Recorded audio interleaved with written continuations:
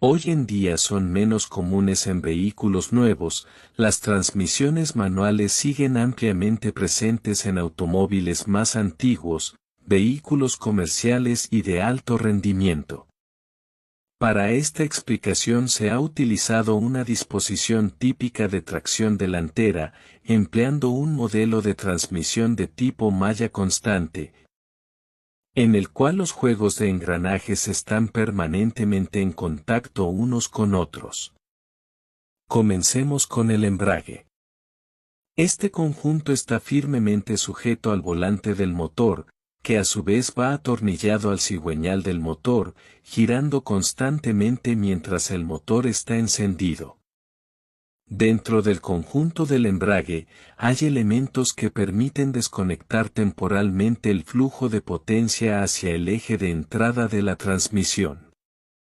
Es importante señalar que dicho eje de entrada no se acopla directamente con el cigüeñal o el volante, en su lugar, la conexión se realiza mediante un disco de fricción deslizante, comúnmente llamado disco de embrague, que quede intercalado entre el volante y un disco de presión móvil.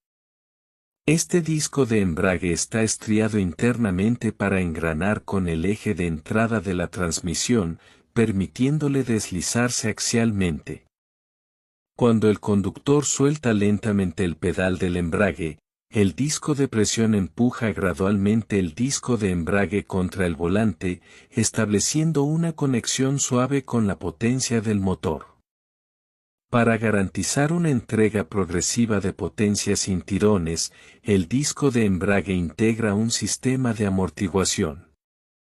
Este disco flota sobre el eje de entrada, transmitiendo la potencia a través de unos resortes que absorben vibraciones y picos dañinos.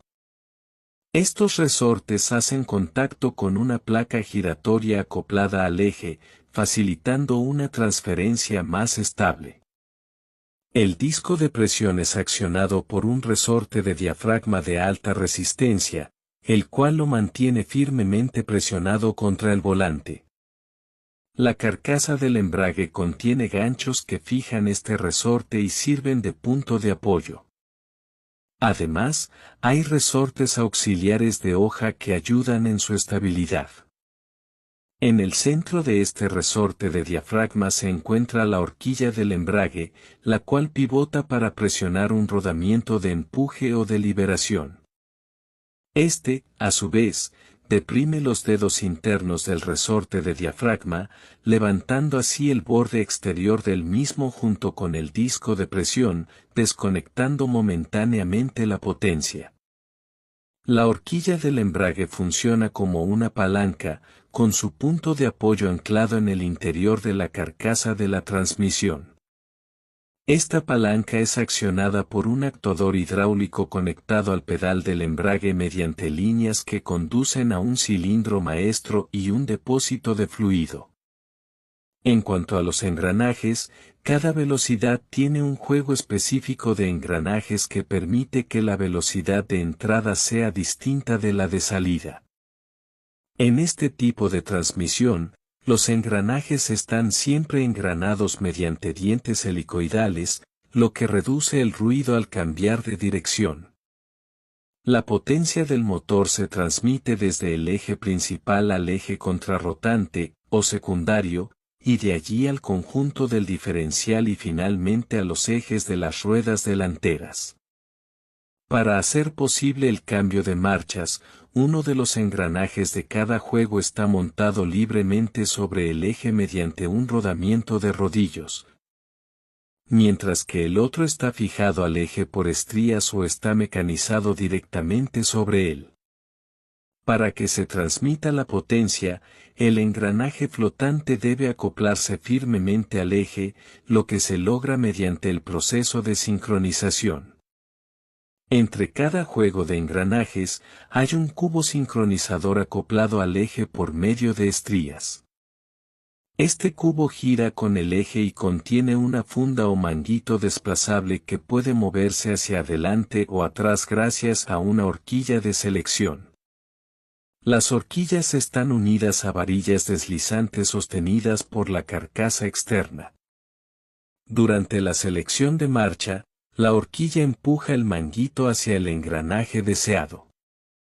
Entre el manguito y el engranaje hay un anillo sincronizador o de bloqueo, cuya función es igualar la velocidad de rotación entre ambos componentes antes del acoplamiento. Este anillo se apoya sobre un cono mecanizado en el engranaje y actúa como un pequeño embrague, utilizando fricción para sincronizar las velocidades. El cubo tiene ranuras con 3 llaves sincronizadoras que giran junto al anillo, permitiendo cierto juego para que el anillo se alinee correctamente. Los dientes internos del manguito están diseñados para presionar estas llaves, que a su vez empujan el anillo contra el engranaje. A medida que se logra la sincronización, las llaves, que están bajo tensión de resorte, se retraen y permiten que el manguito deslice hasta enganchar los dientes de bloqueo del engranaje. Estos dientes a menudo tienen ángulos que favorecen un acoplamiento firme y seguro. Una vez conectados, la potencia fluye desde el cubo y manguito a través del engranaje seleccionado hasta salir de la transmisión. Al cambiar de marcha, el conductor pisa el embrague, lo que libera la presión sobre el sistema, permitiendo mover el manguito hacia otro engranaje adyacente. Dado que cada manguito solo puede deslizarse entre 2 engranajes, una transmisión de 6 velocidades requiere 3 horquillas con sus respectivas varillas. Algunos engranajes flotantes operan directamente desde el eje de salida, pero el principio de funcionamiento no cambia. Las horquillas y varillas se mueven únicamente en sentido longitudinal, y son gobernadas por un conjunto selector de marchas que puede oscilar lateralmente para elegir una varilla específica. Una vez seleccionada, una lengüeta metálica impulsa la horquilla hacia la posición deseada. Todo este sistema se activa mediante la palanca de cambios, que se monta sobre una rótula que permite el movimiento en 2 ejes, uno para seleccionar la varilla, y otro para moverla adelante o atrás. Cada eje de movimiento está vinculado a un cable similar al de los frenos de una bicicleta, el cual transfiere el movimiento desde la palanca hasta una varilla que sobresale de la carcasa de la transmisión.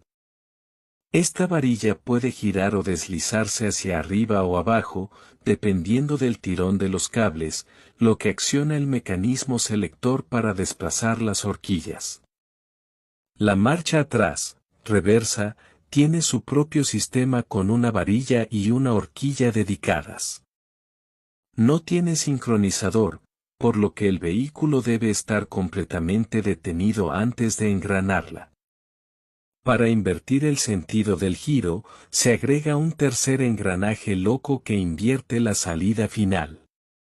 En la posición de punto muerto, neutral, con el embrague acoplado, es decir, el pedal no presionado, el eje de entrada gira, pero como ningún engranaje está sincronizado, no se transmite potencia al eje de salida.